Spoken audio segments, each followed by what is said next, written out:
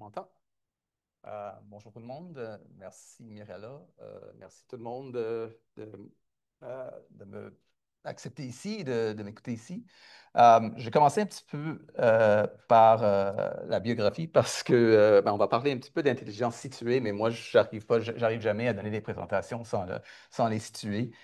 Et cette question-là est venue à l'esprit quand j'ai été étudiant en doctorat il y a très longtemps. Et comme Mireille avait dit, je suis de retour à l'académie assez récemment. Donc, j'ai fait mon doctorat il y a presque 20 ans et puis j'ai travaillé la recherche sur les médias pendant longtemps. Puis maintenant, je me retrouve dans une circonstance académique encore.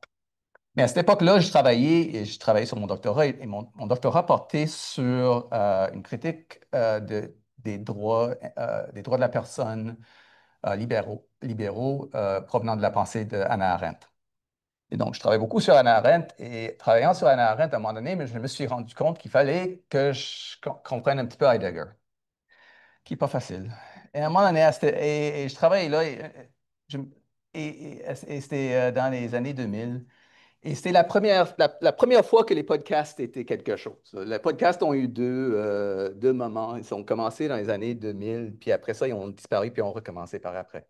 À cette époque-là, les gens mettaient presque tout sur les podcasts, dont Hubert Dreyfus, qui donnait des cours sur Heidegger à Berkeley à cette époque-là, puis il les mettait sur les podcasts. Et donc, moi, je m'allais au travail, c'était 45 minutes de marche, puis je mettais mon cours, et puis je lui donnais ses cours sur Heidegger.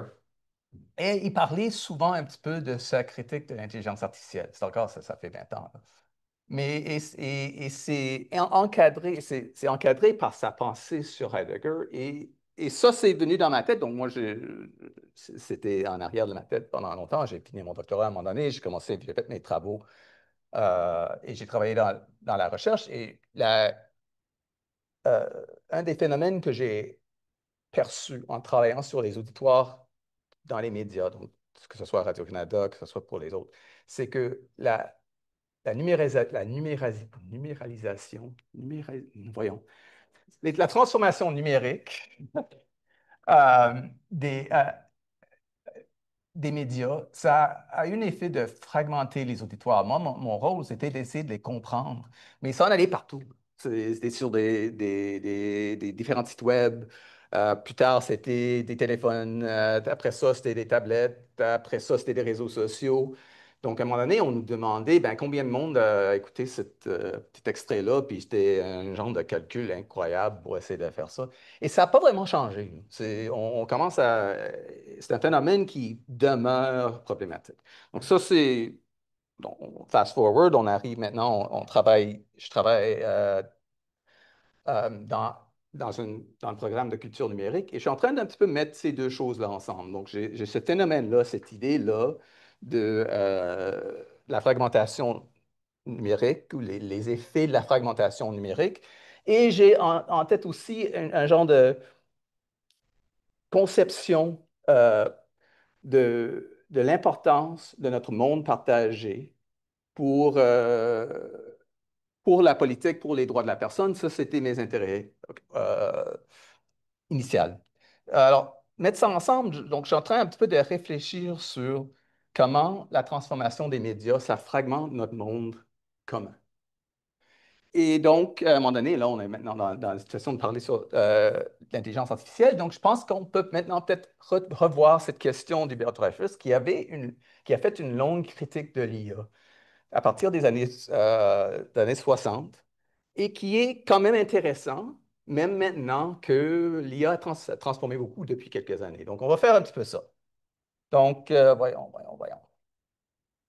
Donc, plan de la présentation, je vais faire un petit peu le sommaire. Poser la question, pourquoi revoir une ancienne critique de l'IA maintenant qu'on a peut-être pas dépassé, mais on a dépassé certains éléments peut-être. On va parler un petit peu de l'intelligence incarnée versus ce qu'on appelle AGI, c'est l'intelligence artificielle générale. Je garde l'acronyme en anglais parce que je ne sais pas, c'est comme un monstre, là, c'est le AGI. Là, ouais. Alors, et donc, on va parler, après ça, je vais parler un petit peu du monde numérique, là, et là, on va rentrer un petit peu plus dans la tradition phénoménologique. Et on va penser, je vais essayer de penser si on peut imaginer l'IA comme, on va, au lieu de l'imaginer comme étant une nouvelle intelligence, est-ce qu'on peut peut-être l'imaginer comme un outil d'orientation dans l'infosphère? Donc, c'est ça l'idée, c'est ça le plan.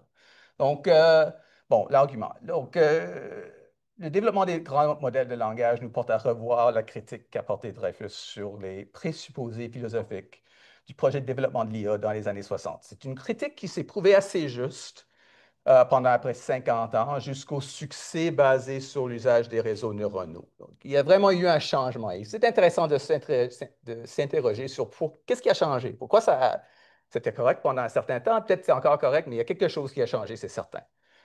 Euh, il reste un aspect phénoménologique de la critique qui n'est pas adressé par les grands modèles de langage, et c'est l'idée que l'intelligence est en partie d'être le résultat d'être un humain, parmi d'autres, bien sûr, corporel, qui existe dans une place spécifique dans le monde.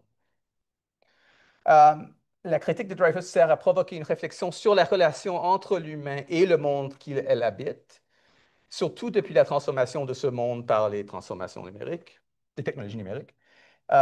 Cette transformation, je prends la pensée de Luciano Floridi comme un petit peu un exemple de l'infosphère. Je suis pas, c'est un projet en développement, je ne suis pas à 100% avec lui, mais ce qu'il décrit, c'est un changement. euh, non, c'est un, ce qu'il décrit, c'est un changement de notre monde commun qui lui, nous change en tant qu'être humain. Et dans cette, et donc, ça rentre très bien dans cette tradition euh, phénoménologique qui vient d'Heidegger, Arendt et qui tombe dans cette façon de voir les choses. La confrontation de ces idées nous amène donc à imaginer les modèles IA comme des outils pour permettre aux humains de s'orienter dans le monde transformé par les technologies de communication numérique. OK.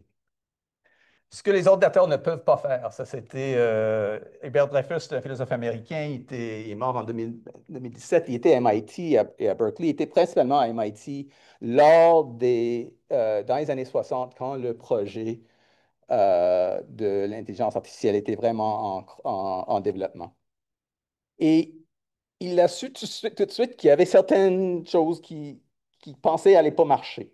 Il a sorti un rapport qui s'appelle Alchemy and Artificial Intelligence en 1965, où il critiquait le projet, et un livre plus poussé, plus développé qui s'appelait What Computers Can't Do. Il a fait une autre plus tard. Et l'idée, en principe, c'est que les ordinateurs ne peuvent pas devenir intelligents parce que les chercheurs en intelligence artificielle comprennent mal comment fonctionne l'intelligence humaine. Et en fait, ce qu'ils font, c'est qu'ils importent des présupposés provenant de la philosophie analytique. Et c'est en gros, c'était la plupart des choses qui étaient discutées par la plupart des intervenants avant moi. Euh, et il disait que donc, l'intelligence humaine serait très difficile, voire impossible, de reproduire dans un ordinateur tel qu'il existait à ce moment-là. Sa critique s'est prouvée pertinente pendant à peu près 50 ans. Le projet d'intelligence artificielle, honnêtement, ça a produit des résultats très décevants pendant ce temps-là. Il y a eu quelques moments, là, il y a eu, il y a c'était Watson qui avait battu le maître en échec, là. Il y avait quelques-uns, il y avait quelques moments, là, mais en général, ça a été assez décevant comme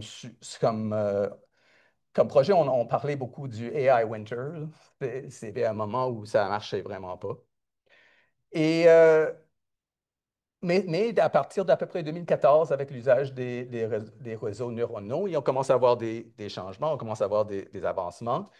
Et, mais ce qu'on remarque, c'est que ça a l'air que ces changements-là sont le résultat du rejet de certaines des hypothèses qui animaient le projet. Effectivement, il y a toute une histoire là-dessus où le Minsky, qui était un des grands noms là-dedans, avait vraiment repoussé l'idée des réseaux neuronaux. Euh, Et, et justement parce que ça marchait pas avec sa façon de voir le monde.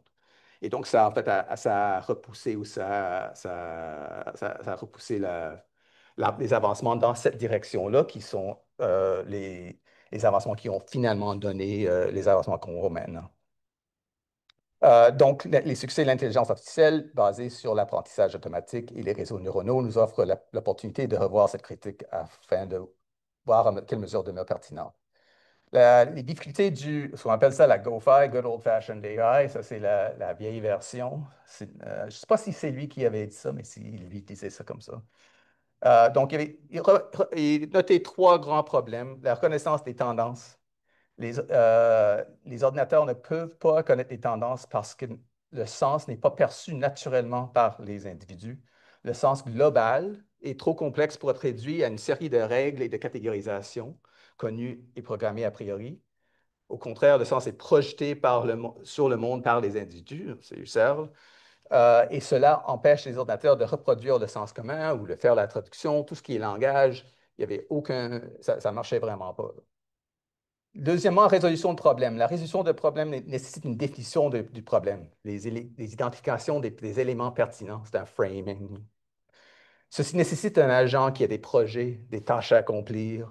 C'est en poursuivant nos projets personnels qu'on définit les problèmes à résoudre, et c'est ça qui nous permet d'identifier ce qui est pertinent, ce qui n'est pas pertinent. C'est pas possible de programmer un ordinateur, surtout à l'ancienne version, pour avoir un projet et donc pour de pouvoir définir qu'est-ce qui est pertinent, qu'est-ce qui n'est pas pertinent. Et troisièmement, un corps mécanique, l'idée que l'intelligence est toujours incarnée. Les humains existent toujours dans un corps qui est situé dans le monde. Ça, c'est vraiment, ça vient d'Heidegger, Merleau-Ponty. Les humains agissent d'abord en utilisant des outils, des tâches, ensuite on réfléchit par après. C'est ça son approche et c'est justement l'inverse dans l'idée de l'intelligence générale. Donc l'intelligence générale est abstraite bien après, elle dépend de l'existence d'un être humain engagé et agissant dans le monde. Alors, pourquoi les ordinateurs ne peuvent pas être intelligents? Les travailleurs, et ça, c'est une traduction de Google Translate, c'est important parce qu'une des choses qu'ils ne pouvaient pas faire, l'intelligence artificielle, c'est de faire des traductions. Donc, ça, c'est la traduction de Dreyfus en 1967. Les travailleurs de l'IA s'engagent nécessairement sur deux hypothèses de base. Une hypothèse épistémologique selon laquelle tout comportement intelligent peut être simulé par un appareil dont le seul mode de traitement de l'information est celui de l'observateur objectif, détaché et désincarné. Et deuxièmement, l'hypothèse ontologique liée à l'atomisme logique, selon laquelle tout ce qui est essentiel au comportement intelligent peut être en principe compris en termes d'un ensemble déterminé d'éléments indépendants. Bon, et maintenant? Bon, dans les dernières années, l'apprentissage profond démontre que les ordinateurs peuvent au moins très bien accomplir la reconnaissance des tendances. Ça, c'est bien évident. L'apprentissage automatique, on leur donne une série d'exemples. Il est tout à fait capable de, en fait, estimer une fonction qui reflète ces tendances-là et le reproduire autant que nécessaire. Il est capable de produire des textes cohérents, répondre à des questions, faire de la programmation. Ça, c'est super intéressant en termes d'utilité. Produire des images, des vidéos réalistes ou pas réalistes à partir des textes, etc. Ça avance vite, là. Ça change vite. Donc, ça, c'est la première chose. Ils ont réussi à changer. C'est très clair que ce défi-là a été surmonté. On avance sur la résolution des problèmes. Ça, je dirais qu'on n'est pas encore là. L'IA continue à éprouver des difficultés à transférer ses connaissances d'un contexte à l'autre et à éviter les hallucinations. J'ai même vu un autre jour que maintenant, on a il y a un article l'autre jour, les algorithmes multimodaux qui font le raisonnement là, en chaîne font plus d'hallucinations. Et si on y réfléchit, c'est normal parce que chaque fois qu'on fait une prédiction, il y a une chance qu'on s'en va dans une hallucination. Et simplement de multiplier les prédictions, ça multiplie les chances ça multiplie les chances que tu vas tomber sur les probabilités que tu vas tomber sur une hallucination.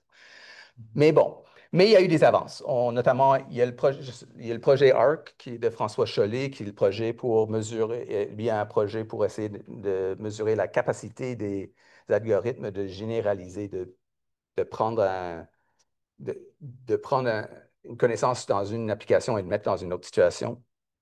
Et il y a vraiment eu des avancements dans les derniers 6 mois à peu près. Ça laisse penser qu'on peut avancer, mais c'est pas donné, là. Je dirais que ça, c'est pas donné encore. Mais il y a beaucoup moins d'attention sur la critique de l'intelligence désincarnée. Donc, le projet de l'IA demeure concentré sur l'idée de l'intelligence artificielle générale.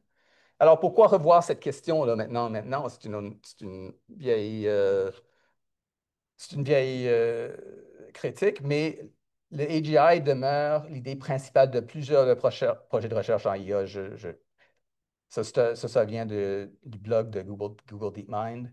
Alors que nous développons l'AGI, relever les défis mondiaux tels que le changement climatique auront non seulement des impacts cruciaux et bénéfiques, urgents et nécessaires pour notre monde, mais fera également progresser le sens de l'AGI elle-même.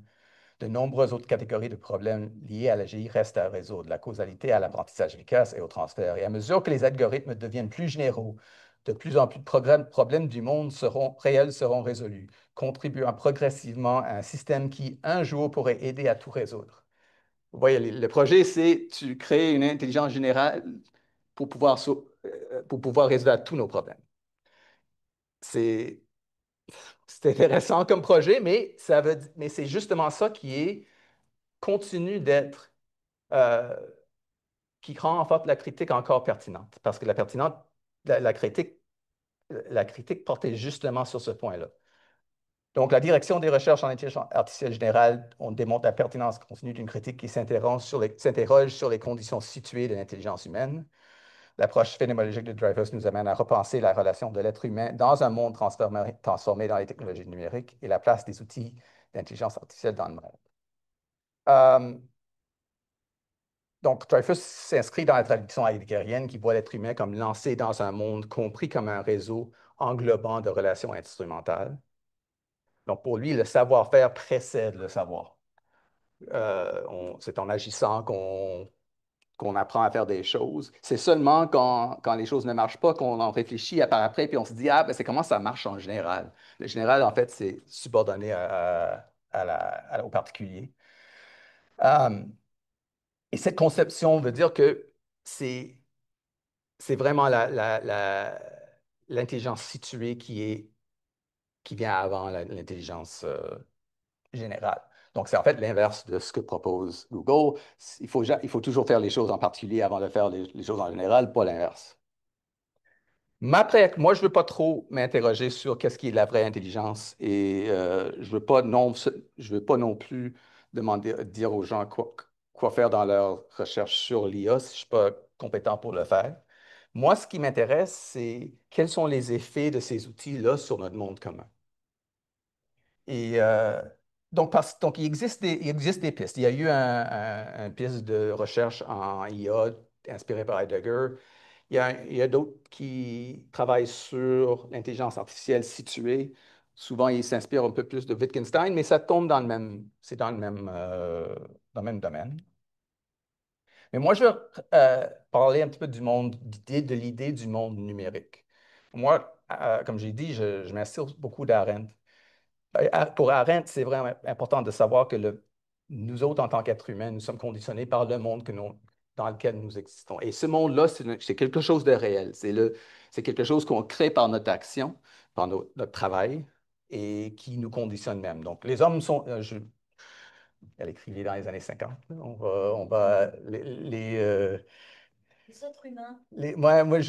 Pour les citer, on va la citer, là. Les hommes sont des êtres conditionnés parce que tout ce qui touche devient aussitôt une condition de leur existence. Le monde est composé de choses produites par les activités humaines. Tout ce qui touche ou entre dans une relation durable avec la vie humaine assume aussitôt le caractère d'une condition de l'existence humaine.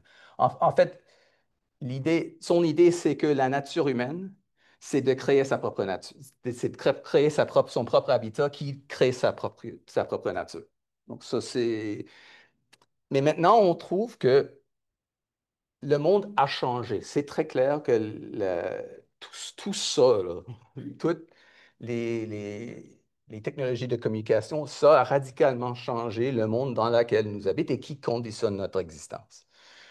Euh, donc, je veux m'interroger sur les effets des technologies sur notre existence en tant qu'humain et quelles peut-être sont les opportunités pour les idées dites d'intelligence artificielle pour aider les humains à s'orienter dans un monde transformé par les technologies numériques. Donc là, je m'inspire un petit peu sur Floridi, qui avance la thèse que les transformations engendrées par les technologies font en sorte que nous vivons maintenant dans ce qu'il appelle une infosphère. Donc, il prend l'idée d'une biosphère, mais maintenant, c'est au lieu d'être, on vit dans un monde conditionné par les technologies informatiques. L'infosphère désigne l'ensemble de l'environnement informationnel constitué par toutes les entités informationnelles, y compris les agents informationnels, leurs propriétés, interactions, processus, relations mutuelles. Nous sommes devenus des agents informationnels, mais nous ne sommes pas seuls. Il y a plein d'autres autour de nous. Et les IA font partie de ce groupe-là et nous vivons parmi nous dans ce monde que nous avons construit. Euh, Donc, vivant dans cette infosphère, les êtres humains deviennent des organismes informationnels qui sont constitués par leur environnement de plus en plus déterminé par les flux d'informations. Les humains deviennent des consommateurs et des producteurs d'informations, mais aussi doivent partager cette infosphère avec les agents non humains. Donc, quels sont les défis? Les conditions de l'infosphère produisent d'innombrables complexités et de défis qui semblent engendrer une fragmentation de notre monde commun. Je donne des exemples ici. Fragmentation des sources des médias, c'est celle que j'ai vécue pendant longtemps. Difficulté d'attribuer la responsabilité entre plusieurs agents humains et non humains. Difficulté de gérer la quantité d'informations nécessaires pour comprendre le monde. Polarisation politique, effet économique et de l'automatisation de travail. Les mots à plusieurs syllabes, c'est pas évident. Production artificielle en masse de contenu culturel, des informations, etc. L'infosphère rend notre monde de moins en moins intelligible pour les êtres humains et limite leur capacité d'agir. Dans ce contexte, l'IA représente un danger et une opportunité pour notre existence informatisée. Donc, pour regrouper tout ça, je vais essayer d'être optimiste pendant un certain... Et ça ne veut pas dire que je ne suis pas conscient de tous les dangers. Je dirais même que les dangers me rendent moins optimiste que pessimiste. Mais pour 2 secondes, je vais essayer d'être optimiste. C'est inspirant de Dreyfus, on peut voir l'IA comme un outil utilisé par un agent situé qui lui permet de bien agir dans un monde numérique. Et un petit peu, j'ai vu voir ça, j'ai vu un petit peu aborder ça dans les présentations de Mirella. Donc, je pense comment est-ce qu'on va éduquer les gens pour utiliser l'IA pour avancer leur projet. Ça devient un outil, c'est contrôlé par les humains et pas l'inverse. Euh, on peut imaginer, étant donné que le monde numérique est de moins en moins intelligible, ça devient important, voire même essentiel. On a la capacité de traiter, de comprendre une énorme quantité d'informations. On a peut-être la possibilité de défragmenter un petit peu le monde numérique afin de le rendre intelligible pour les êtres humains et de le permettre d'agir. Il faut rester conscient des dangers, des informations. Encore plusieurs difficultés à résoudre autour de la fiabilité des informations générées, bien sûr. Et pour moi, j'ai un point de vue politique, science politique qui revient dans ma tête, là.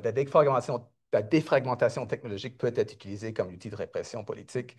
Ça se fait déjà, ça va se faire, ça c'est donné, là. C'est pas, donc, je veux pas être optimiste sans être réaliste aussi, là, mais elle est là. Cependant, la capacité d'agir des humains dans un monde informatisé, ça va reposer sur notre capacité de manipuler les outils numériques, dont l'IA.